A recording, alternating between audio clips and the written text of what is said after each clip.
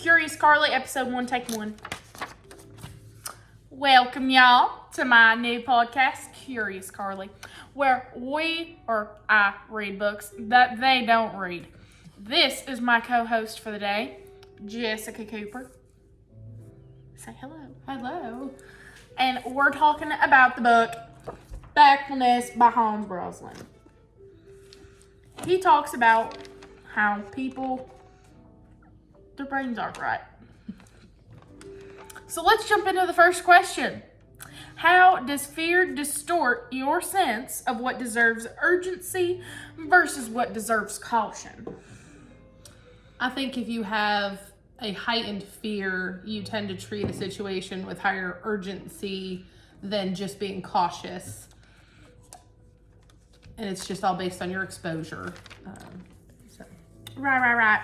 Sir Roslin definitely agrees.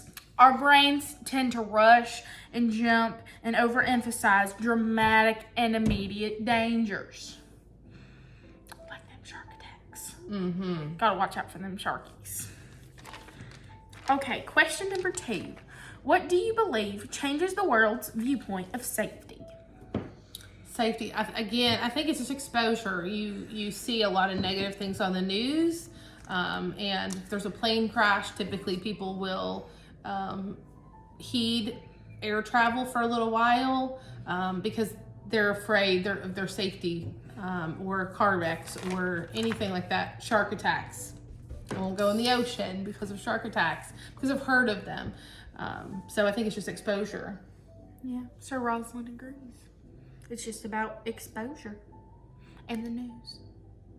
The news is pretty scary too. Alrighty, for our last question.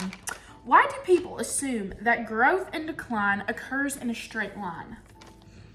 I think for most people, that's the simplest way to think about things is linearly. And I think if you look at a lot of stuff statistically over time, it is more linear.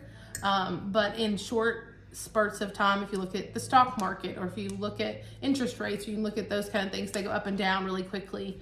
But if you look over time, it's a real steady growth pattern for such things like that. And that's just simpler for people to associate with in their mind. Well, Sir Roslin agrees again. And thank you for meeting me on today's podcast. In the future, I hope more little children and grown-ups will read this book and change the world. Bye-bye now.